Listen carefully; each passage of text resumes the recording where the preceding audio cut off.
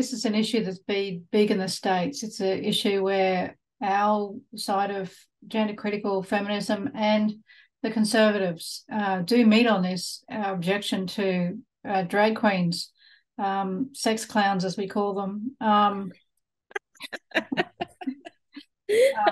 dancing in front of children. It's never not going to be funny. And we don't. I don't object to drag in its proper place in terms of clubs. I don't think either of us are particularly wowsers on that front. When we were growing up, that we would have found ourselves in gay bars with drag queens and not been horrified. Yeah, look, I think it's one of those things where, look, drag is deeply misogynistic. And that it is, right. Sometimes it's funny, sometimes it's clever, but then there is what tends to be popularized these days as drag is it's deeply misogynistic. And it's almost of an over-sexualized version of female gender. I think that's the thing is, like, in the nightclub, everything's up for grabs a little bit. Everything should be lampooned and laughed at and whatever by adults. I saw one guy who was doing Drag Queen Story Hour, and I looked him up, and he had this song, and it was like the Scarecrow song from Wizard of Oz, If I Only Had a Brain, and it was If I Only Had a Snatch for all the things I do. And he had, it was funny. It was, little ditty. And, you think like, oh yeah, on a night out, that'd be funny. I might feel a bit uncomfortable, but also I would be an adult choosing to be there to listen to that. Yeah. And if I didn't like it, I'd probably just go and leave. Vote with your feet. Yeah. It's right. It's got to have an audience to be sustained. That's right. Yeah. Basic concepts of entertainers. They've got to be able to engage people, otherwise they don't get paid. That's right. But unless it's by the city council, of course. Well, and this is the thing, is that I can imagine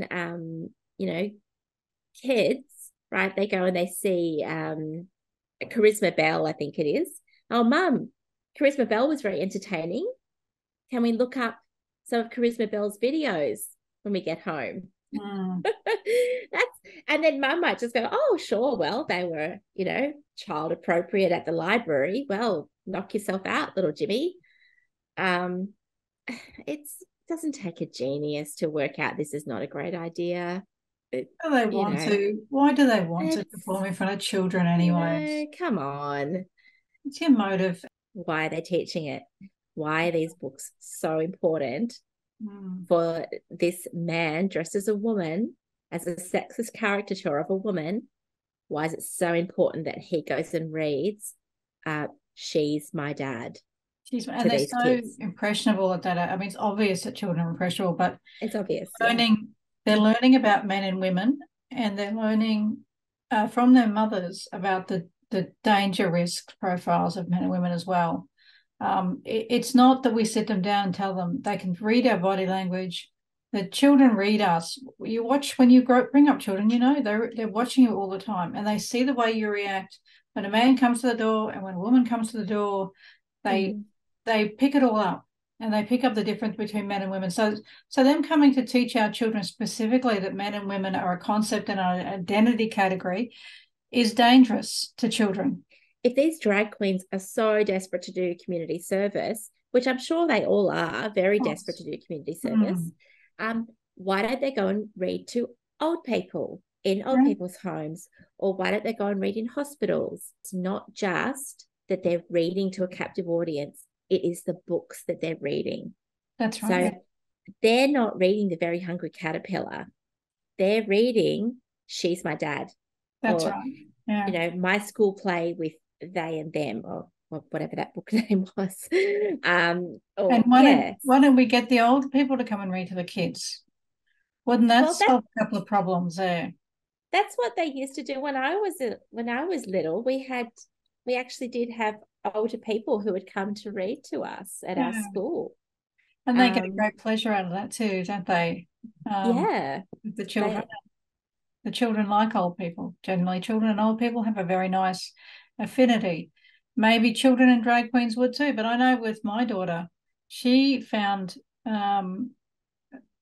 people in costume a little bit terrifying. She couldn't go near Santa Claus, yeah, it's a lot. These guys, when they're in full thing, it's a lot, really. It's a lot. It's very scary. And there are so many. I think I don't know if being scared of clowns is one of those things that people kind of it became this fashionable almost for a moment to say you're scared of clowns. But I mean, clowns are quite terrifying. And these are just sex clowns. Like they've got the full makeup and the unrecognizable features, the big wigs, the big colors, and they're, over the top movements, but they're just sexualized. And all that polyester. It's it's not nice. Live fast, die young, bad girls do it well.